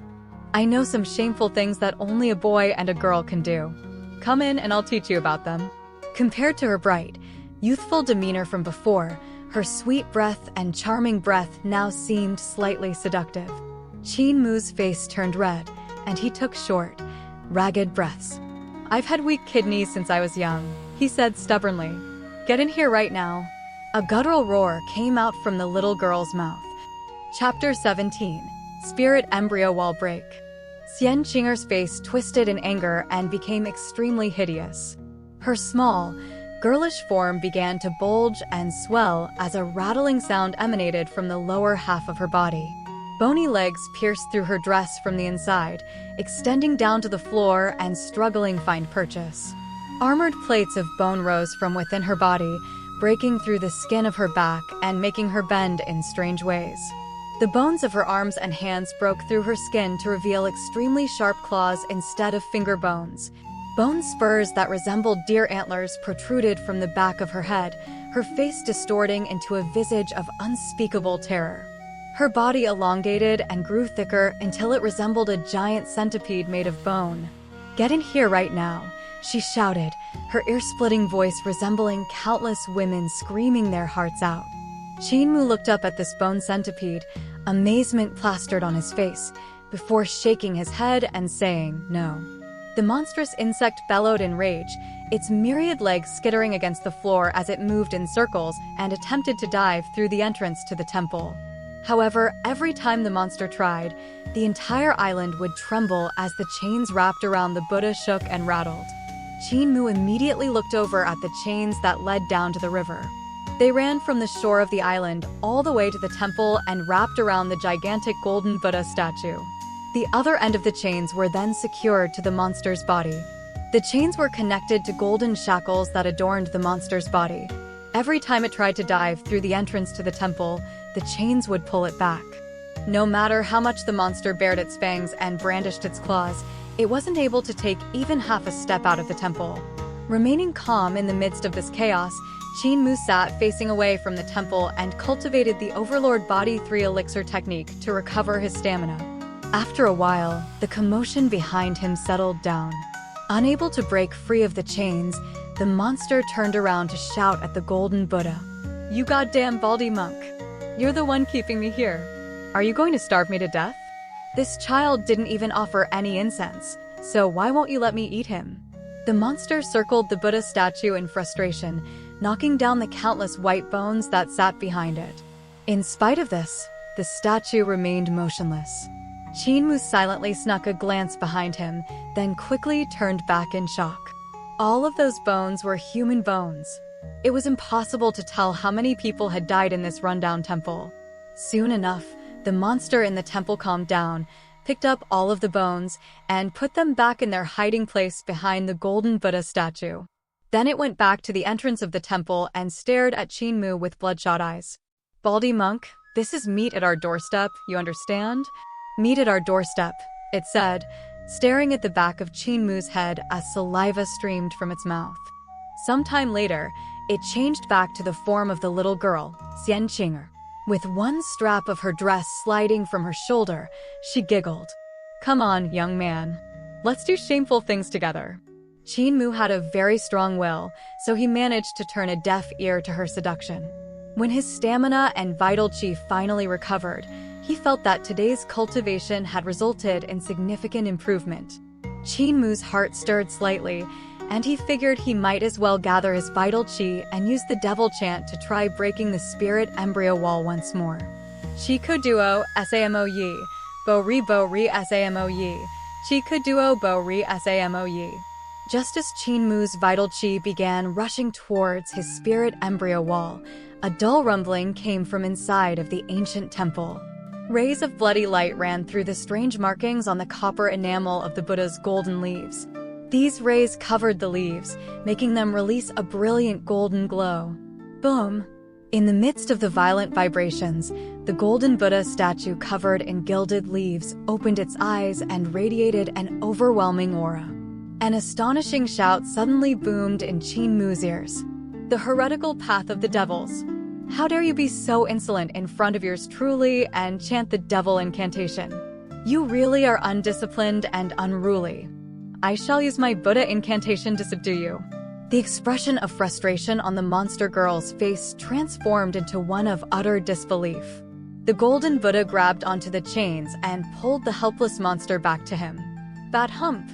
The monster fell to its knees in front of the Buddha statue, unable to move, and began groveling in the face of the Buddha's imposing pressure. The golden Buddha opened its mouth and recited a series of unknown words reminiscent of an actual Buddha chanting a mantra. Om Mani Padme Hum. Om Mani Padme Hum. Om Mani Padme Hum. Upon hearing the Buddha voice, the monster felt as if an invisible force were crushing its soul, causing it to whimper in pain. Outside the temple, the Buddha's incantation blew Qin away, and he started to panic. However, at this moment, his vital qi had just reached the spirit embryo wall. At the same time, the God voice descended from the 9 heavens as if a god were chanting its own incantation. The God voice and the Buddha voice swept through Qin at the same time, resonating loudly as both clashed with each other, greatly reducing the pressure on Qin vital qi. What a great opportunity, he thought. Reacting instantly, Qin yelled the devil chant. Qi duo samo yi, bo ri samo yi. Qi duo bo ri samo yi. Qi duo samo yi, bo ri samo yi. Qi duo bo ri samo yi. The Buddha voice reverberated from the temple, increasing its volume. Om Mani Padme Hum. Om Mani Padme Hum. At the same time, the God voice from the 9 heavens above reverberated from the center of Qin brow, also growing even louder. Guanming Duan Jingwu Si Jiang Yu. Tian Shar Dui 11 Wei Ling Nu. As the 3 voices mixed together, the force inhibiting his vital qi from striking his spirit embryo wall suddenly vanished. In a burst of energy, Qin used his Overlord Body 3 elixir technique, gathered all of his vital qi, and directed it towards his spirit embryo wall. Whoosh! Like enormous waves of water from a raging river pounding against the shore, an enormous crash resounded from Qin spirit embryo wall. It collapsed with a loud rumble, and his vital qi majestically flooded into his spirit embryo divine treasure. Immediately after that, frenzied vital qi gushed from his spirit embryo divine treasure and instantly spread throughout his entire body. Surging vital qi even filled his hair and skin, caused every strand of hair on his body to stand on end. The spirit embryo wall had been completely obliterated. Wall break success. This result left Qin dumbfounded, and he stopped reciting the devil chant. The God voice unexpectedly disappeared, and without an opponent, the Buddha voice from the golden Buddha inside the temple also came to a halt. The Buddha statue returned to its normal, unmoving state. That left the monster laying prone in front of the statue. The invisible wall at the center of Qinmu's eyebrows that had prevented him from awakening his spirit embryo divine treasure had finally been destroyed. Nothing obstructed him from seeing it. I actually managed to break the wall? Qinmu couldn't contain the excitement in his heart and released a cry of joy in front of the temple. He had drunk an immeasurable amount of blood of the four spirits which, even up to this point, hadn't helped him awaken his overlord body. Now, however, he actually managed to break the wall by having the God, Devil, and Buddha voices clash. This filled his small chest with a great sense of accomplishment. After some time, Qinmu finally calmed down and thought to himself, Spirit Embryo Wall. Spirit Embryo Divine Treasure. Since it's a divine treasure, the gods must have left something precious for me. Closing his eyes, Qinmu could see the brilliant golden rays in the space at the center of his eyebrows. As his consciousness carefully entered the mysterious divine treasure, he saw that the interior of the Spirit Embryo Divine Treasure was actually a bizarre space filled with brilliant golden rays. It looked like an extremely ancient paradise. The Spirit Embryo Divine Treasure resembled a magical land made of a sea of light. As his consciousness delved further into the divine treasure, the light nourished it and made it feel extremely comfortable. However, despite having his consciousness fly throughout the sea of golden light for a long time, he didn't discover anything. Isn't this my Spirit Embryo Divine Treasure? Why isn't there anything in here? Did the gods take my treasure away? Qinmu was extremely confused. Now that the Spirit Embryo Divine Treasure had been opened, where was the divine treasure? Then, out of nowhere, a towering stone statue came into view. It stood in the middle of the sea of light, isolated. Why is there a stone statue in my Spirit Embryo Divine Treasure? Could this be my divine treasure? This sudden development confounded Qinmu. Only when his consciousness fluttered around the stone statue, sizing it up, did he notice a strange phenomenon. He had mistakenly thought that the statue was made of stone when, in reality, it wasn't. This stone statue looked like it was sculpted from stone, yet it wasn't. It resembled jade, yet it wasn't made from jade either. The statue sparkled and appeared translucent, yet it radiated a soft aura. The most puzzling part of the statue was that it bore a remarkable resemblance to him.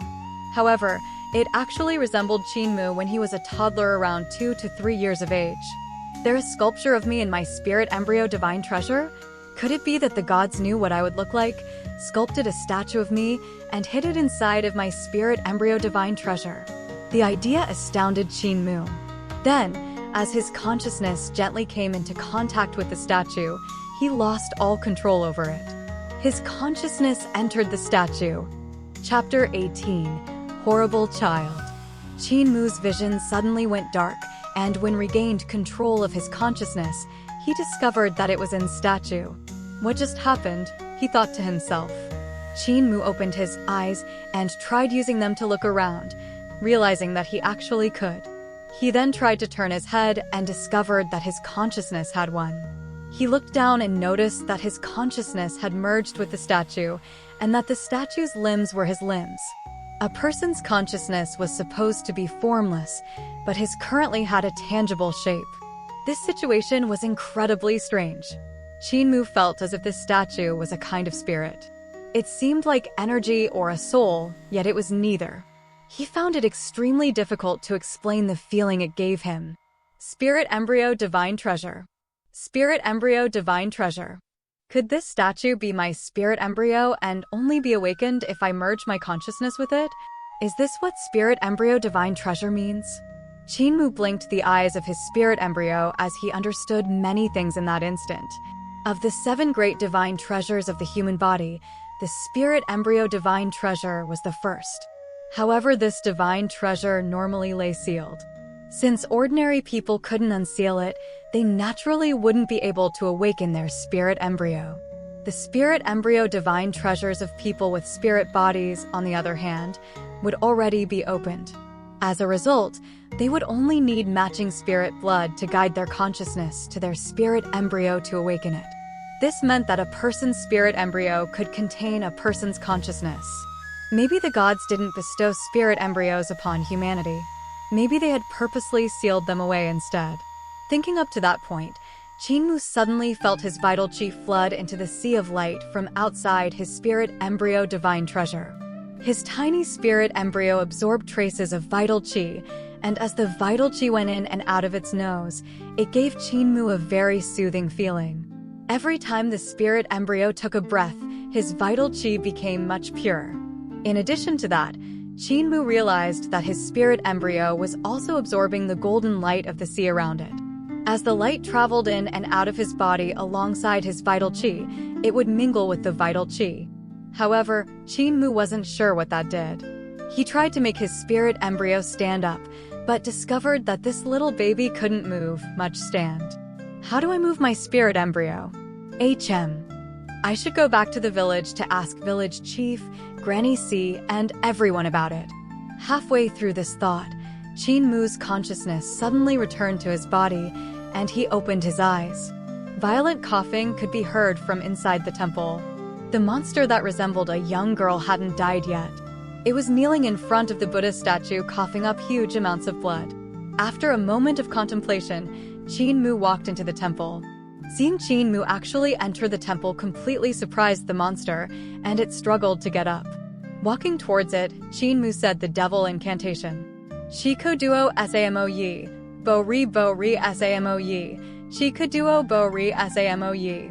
How dare you continue being insolent, you evil creature. The monster girl's skin crawled as it heard the golden Buddha behind it begin to move again. Golden rays of light radiated from it, and the chains around it started to rattle, forcing the monster to grovel on the floor again. En ma ni ba mi hong. The Buddha voice rang out, causing the monster to spit blood and go limp. Then Qinmu stopped imitating the devil voice's chant, and the golden Buddha recited its incantation one more time before going silent as well. The monster at the foot of the Buddha statue was breathing heavily, and just as it was about to try getting up, Qinmu started chanting the devil incantation again. The monster shrieked in fear and immediately tried to hide behind the Buddha statue. However, it didn't expect Qinmu to stop chanting after uttering just the first two words. "You're a devil," the monster shouted in a hoarse voice, peeking its head out to gaze at Qinmu where he stood in the hall of the temple. "You're the devil. You're the most vicious, evil devil." Qinmu didn't respond to the monster's insults and instead slowly walked forward until he arrived in front of the Buddha statue. After hesitating for a moment, he still decided to follow the advice of Blind, who was an experienced wanderer, and paid his respects to it. "This little one has weak kidneys and a frail body. My primordial yang has long since dispersed." When the monster girl heard him say this, it coughed up blood and laughed, its eyes bulging in disbelief. "Little one, you're telling the Buddha statue that you have weak kidneys and a frail body? It won't help you." Qinmu stared at the monster blankly. "Shiko duo samo yi." The Buddha statue trembled and yelled, "Evil creature. Stop chanting," the monster cried, promptly begging for mercy. It was clearly scared out of its wits. "I beg you, stop chanting." Qinmu stopped chanting the devil incantation, but the golden Buddha completed one round of its own incantation, causing the monster to puke blood once again. Qinmu walked around the temple. Although he wasn't able to find anything good, the mountain of bones behind the Buddha statue still shocked him. Countless people had apparently died in this rundown temple at the hands of this monster. Hiding the bones of your victims behind the Buddha statue makes the Buddha statue your partner in crime. It helps you to cover up your mistakes and trick more people, Qinmu said. He couldn't help but shake his head in disapproval. "If I borrow the power of the Buddha statue to exterminate you, your destruction would become its achievement instead. Therefore, I will not do that. So, demon, where are all of your treasures?" "Why would I have any treasure?" the monster asked as it trembled in fear. "This baldy monk over here took everything when he trapped me here." "Shiko duo," Qinmu began. "Stop chanting." The monster girl put on a smiling face in an attempt to please Qinmu. "Having run this place for a few years, I did manage to plunder some good stuff while satisfying my appetite. Fine then. I'll just give them to you." Barely managing to get up off the floor, it struggled to climb to the ceiling of the temple hall. Gently pushing at a specific part of the ceiling, she revealed a hidden panel and removed it. The items stashed away in the space behind that panel came clattering to the floor. Most of the items were weapons and armor. Other than that, there were clothes, a majority of which were women's undergarments. However, considering the material of all the clothes, they looked like things that only wealthy people could afford to wear. This is everything I have left. The monster smiled. Qin frowned in disappointment. This is it? You don't have anything like spirit pills or miraculous medicines. If I ever found spirit pills of miraculous medicines, I'd have ate them already. The monster stretched in a relaxed manner, the bony centipede plates within its feminine body cracking. I've been imprisoned in here for so long that I just eat everything. How could I ignore spirit pills or miraculous medicines that taste leagues better than humans? Don't underestimate these weapons, though. All of them are treasures, good stuff called spirit weapons that can only be found within a person's 6 directions divine treasure. They're called spirit weapons because they are nurtured by a person's vital chi from birth and possess great power. Skeptical of the monster girl's claims, Qin picked a goose-wing knife from the pile of weaponry. This knife felt extremely heavy compared to the pig slaughtering knife strapped to his back. However, the strange thing about it was that, although his pig slaughtering knife was much larger, it weighed a lot less than the ordinary-looking knife. The goose-wing knife was much longer and narrower, whereas the pig slaughtering knife was much wider and thicker. Gripping the pig slaughtering knife and brandishing it, Qin hit the knives against one another with a soft clang. The pig slaughtering knife cleanly slashed through the goose-wing knife's blade, the top half of which dropped to the temple's floor. The monster stared blankly at the pig slaughtering knife in Qin hand with its eyes wide open, speechless. Considerably disappointed, Qin threw the goose-wing knife aside. Who forged that sea-cleaver-like knife of yours? The monster stuttered in surprise. For a spirit weapon that was nurtured by the vital chi of a strong practitioner in the 6 directions realm to break at a gentle touch, your knife definitely wasn't forged by an ordinary person. Qin caressed the cold blade of his pig slaughtering knife, sending cold air right into his heart and lungs. Mute the blacksmith had forged it for him. Mute was a very well-known blacksmith in this area of the Great Ruins. Everything he forged sold like hotcakes. People from other villages would often come find him and ask him to forge items like cleavers, hoes, and iron plows. That knife isn't made from ordinary metal, the monster girl cried, foaming at the mouth. It wanted to move forward to take a closer look, but it was afraid that Qin would chant the devil incantation again, so it just shouted, "Try touching your knife. Is there any cold air coming from it?" If there is, it was probably made out of winter crystal iron. There is indeed cold air coming from it, Qin said in astonishment, nodding his head. Why would someone use winter crystal iron to forge a cleaver-like knife? The monster cried. Someone with such excellent forging skill actually created a cleaver-like knife? What a waste of talent and materials. Qin stared at the pig slaughtering knife, then strapped it to his back again. He then started collecting all of the weapons and treasures, moving them out of the rundown temple and placing them in front of its entrance. Why do you still want to take away my loot when you already have such a good weapon? The monster shouted angrily. Granny told me that I should always bring back everything I take with my own strength. Qin turned around and flashed a simple smile. I took all of your items with my own strength, so I definitely have to bring them all home.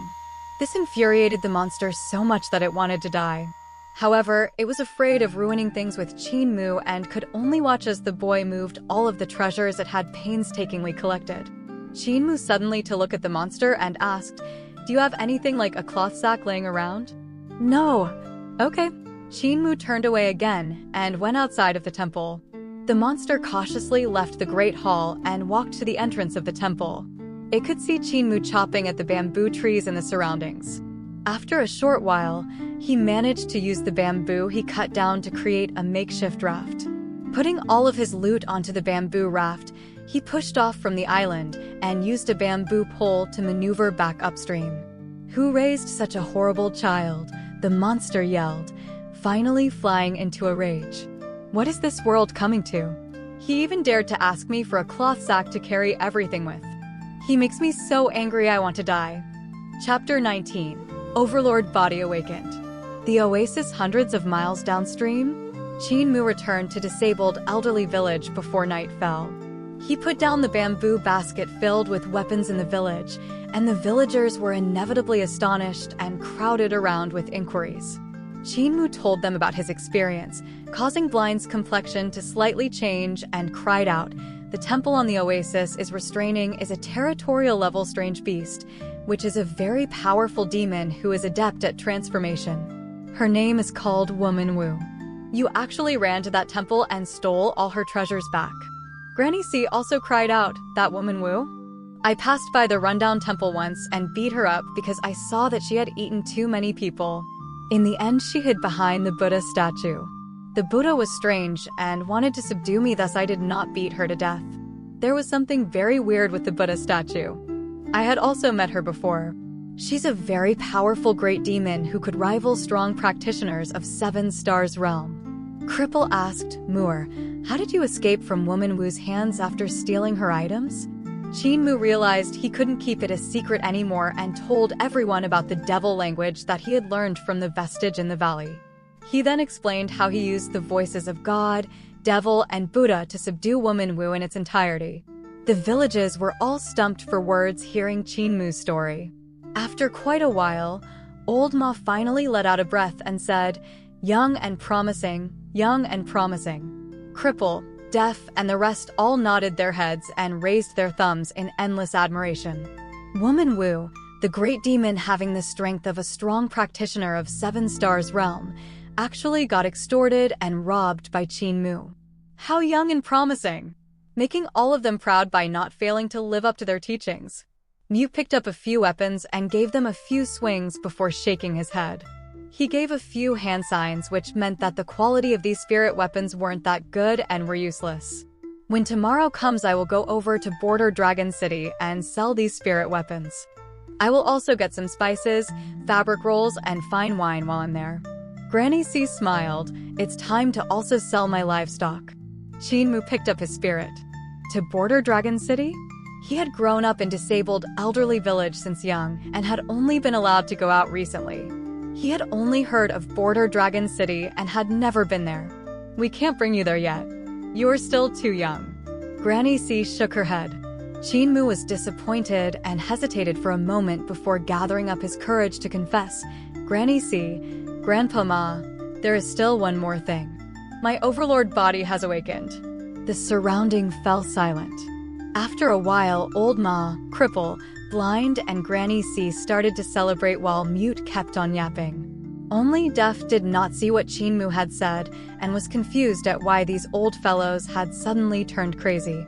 Until he saw Qin Mu repeating again, he then realized what Qin Mu was saying and gave out a huge laughter. Blind exclaimed loudly, "Village Chief, Apothecary, come quickly. The overlord body has awakened." Butcher was filled with excitement and gave a long howl towards the heavens. "Village Chief, Apothecary, the overlord body has finally awakened." When Qin Mu had returned to the village chief was seated in front of his house with Apothecary by his side brewing a pot of tea and pouring a cup for him. However, village chief had no limbs, therefore Apothecary had to lift the teacup to his mouth. The two frequently drink tea together in a relaxed and refined manner, living in contentment. Just as village chief was halfway through drinking his tea, he heard the shouts of Blind and Old Ma, which made him spurt his tea out immediately through his nose, eyes, and mouth. 2 fine water jets came spurting high up from the inside corner of his eyes. Crack! The teacup in Apothecary's hand was also crushed into pieces, splashing the tea onto village chief's face. Staring wide-eyed at each other, they looked at each other in disbelief as their mouths slowly opened up unconsciously. Apothecary came to his senses and stuttered, Overlord body has awakened. Village chief apparently hadn't returned to his senses yet as he continued to stare blankly. Cripple limped over and nodded his head vigorously, smiling. "That's right, the overlord body has awakened. I did a check just now and found out that his vital chi was 3 times denser and purer than in the morning. Furthermore, in the heart of his brows, there's an odd fluctuation as the spirit embryo awaken, which is evident that it is fusing with his consciousness. This is the sign that his spirit embryo is awakening." Qin Mu walked over and saw Apothecary's mouth spreading even bigger as if he had stuffed 2 duck eggs inside. On the other hand, There was still water leaking out from Village Chief's lower eyelids. He thought Grandpa Village Chief and Grandpa Apothecary were surprised as expected, but aren't they a little too surprised? Apothecary closed his mouth and quickly asked, Moore, has your overlord body really awakened? Chinmu nodded his head and said, it awakened when I wasn't paying any attention. Apothecary almost choked himself to death and mumbled, awakened when he wasn't paying any attention. Village Chief finally returned to his senses and chuckled. There is no doubt that Moore is really the overlord body. I could not have deduced wrongly with my extremely profound knowledge. It's natural for him to awaken his overlord body. Coo. Apothecary had an extremely weird expression and quickly gave a few coughs to cover up. It's wonderful that the overlord body has awakened. However, Moore, you mustn't be arrogant having just awakened your overlord body. Your road of cultivation has only just begun. Do you understand? Chinmu nodded his head in agreement. Village Chief smiled. What Apothecary said is right. The path of the overlord body is unusually difficult, therefore you cannot ever slack down. Apothecary, I'm feeling a little tired. Please send me back in first. Apothecary understood and sent us back into his house.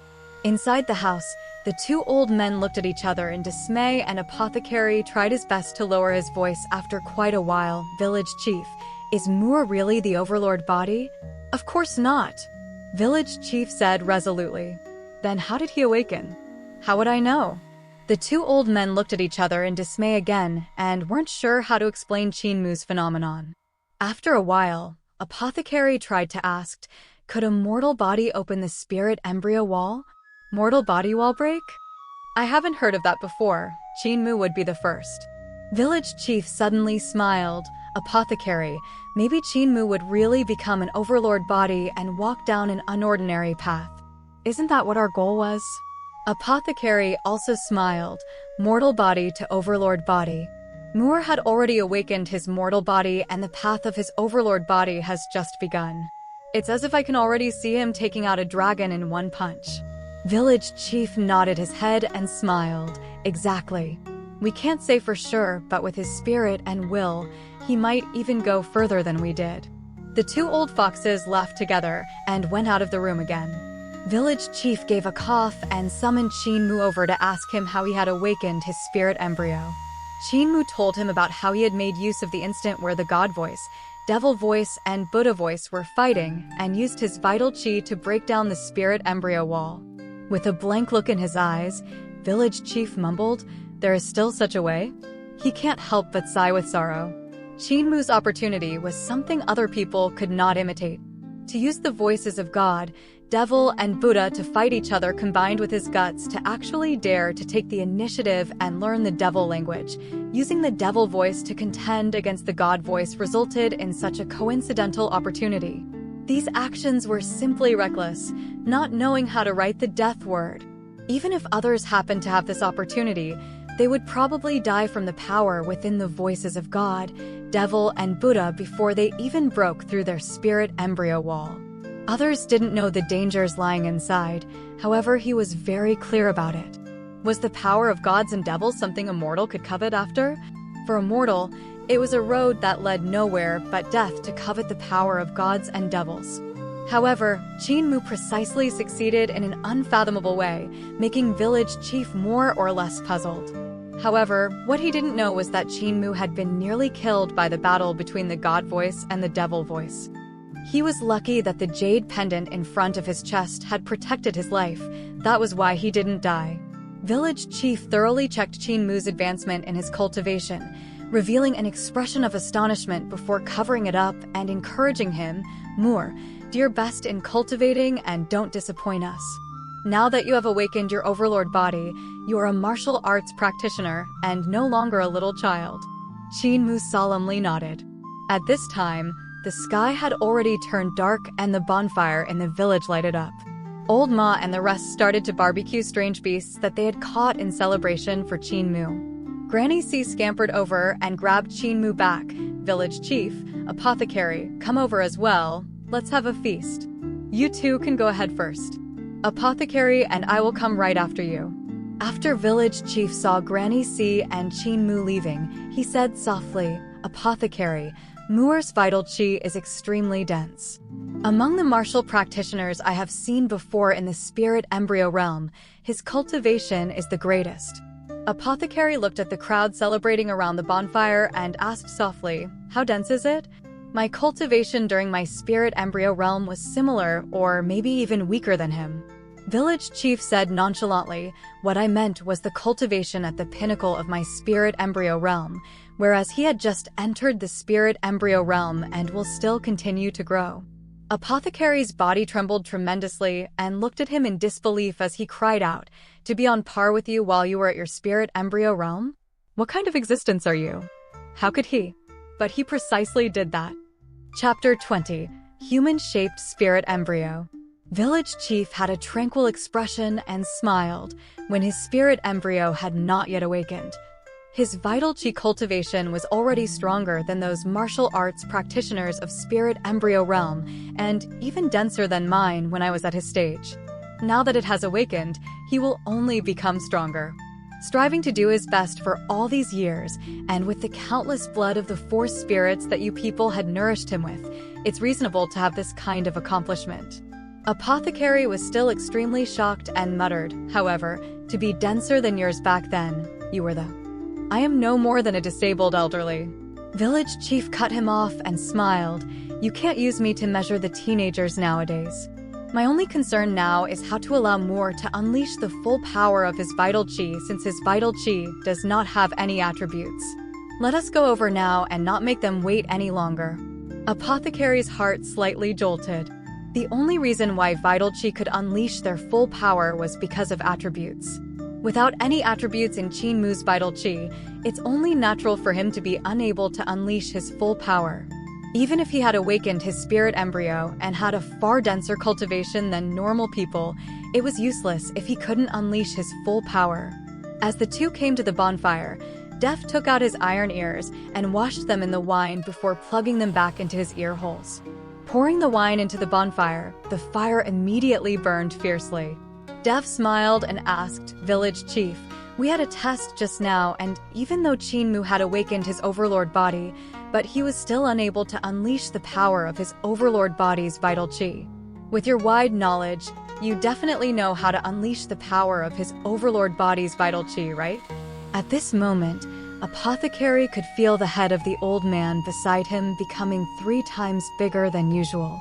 Village chief raised his head and looked helplessly at Apothecary beside him. However, Apothecary turned his head to the other side and gave Old Ma a toast. "And is Muur's overlord body strong or not?" Village chief asked. Def understood what he had said and praised strong. "His vital qi is extremely tenacious and hard to disperse." The others had the same feeling as well and nodded their heads in succession. When Qin Mu had clashed against senior brother Chu of the Li Jiang's 5 disciples, they had already seen the extraordinary points of Qin Mu's vital qi. With his vital qi in the small stick, senior brother Chu's treasure sword was actually not able to chop it, which meant that Qin Mu's vital qi was exceptionally tenacious. Village chief asked again, "Is his vital qi dense or not?" Def replied, "Frighteningly dense. Even when I was at his realm, my vital qi was nowhere close to his." When he had finished, the rests felt the same way too. Qin Mu's vital qi was too dense, way denser beyond belief. Even when his spirit embryo had just awakened, it was as if he had cultivated dozens of years. Village chief slowly guided the conversation patiently and asked, "Since his vital qi is so tenacious and durable, why can't it unleash its full power?" This time Def didn't continue on the same topic and instead gave a slap on his thigh, exclaiming, "That's right."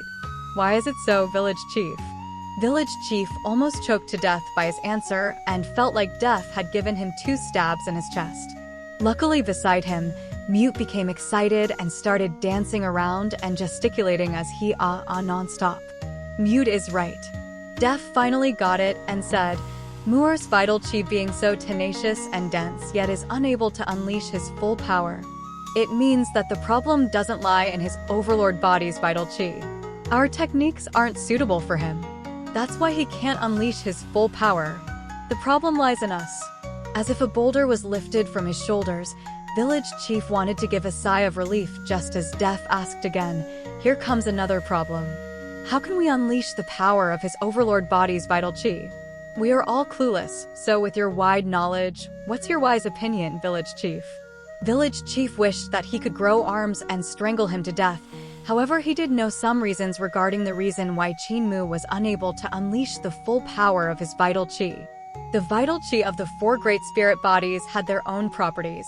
For example, White Tiger Vital Chi had the properties of the gold element, allowing it to transform into weapons with great offense and defense. White Tiger Vital Chi could also transform into razor-sharp claws to tear apart the opponent and transform into a shield to block the opponent's attack. The Green Dragon Vital Chi had the properties of lightning, controlling lightning and healing abilities. Vermilion Bird Vital Chi had the properties of the fire element, which was fierce and overbearing. Apothecary and Mute the Blacksmith were this kind of spirit bodies. Both Apothecary refining his medicine and Blacksmith's furnace relied on their vital chi's properties. There was still Black Tortoise Vital Chi, which mastered defense and water control.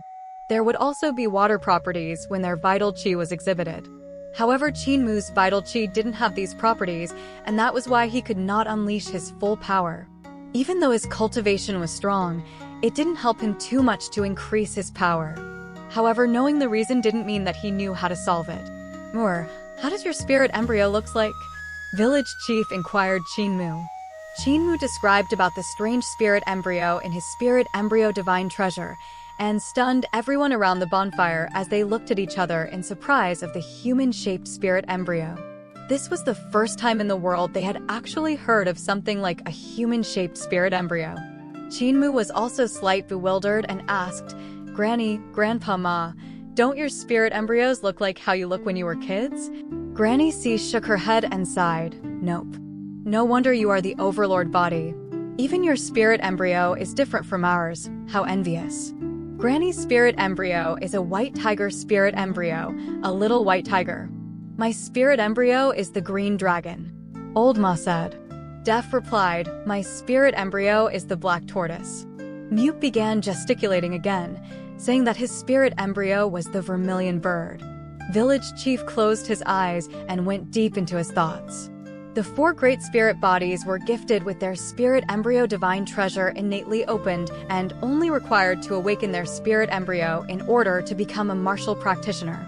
Even if there were different spirit embryos among the four great spirit bodies, they were often similar and not much different from the four main categories. Some spirit embryos were not white tiger, green dragon, vermilion bird, or black tortoise, but they were still classified under this four categories. That was why the vital chi of the four great spirit bodies had four different kinds of attributes. Qinmu's spirit embryo was human-shaped and had no attributes. That was why it was harder for him to awaken and to even unleash the full power of his vital chi.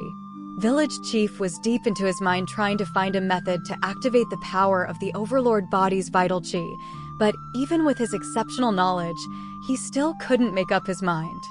Seeing his expression, Granny C suddenly realized what was going on and laughed. Village Chief knew that Moore was an overlord body, but didn't know the cultivation method for overlord body. Village Chief's face turned slightly red, and he nodded his head. All the villagers revealed expression of disappointment while Blind muttered, "You have the widest knowledge among us yet, and if even you don't know the cultivation method for overlord body, doesn't that mean that Moore's overlord body is going to be wasted?" Everyone around the bonfire fell silent. Butcher suddenly exclaimed, "Overlord body technique was created by a human, right?" Everyone looked puzzledly at him. Butcher chuckled, "If the overlord body technique was created by a human, why can't we create it ourselves? Even if we can't create it, Moore can create it himself. There's no one that I have ever given into, therefore I managed to create my pig slaughtering knife skill. If all of you are frightened by the challenge in front, I would look down on all of you. Moore, don't let me look down on you." Qinmu nodded his head heavily and felt a rush of adrenaline as he shouted, "Don't worry, Grandpa Butcher.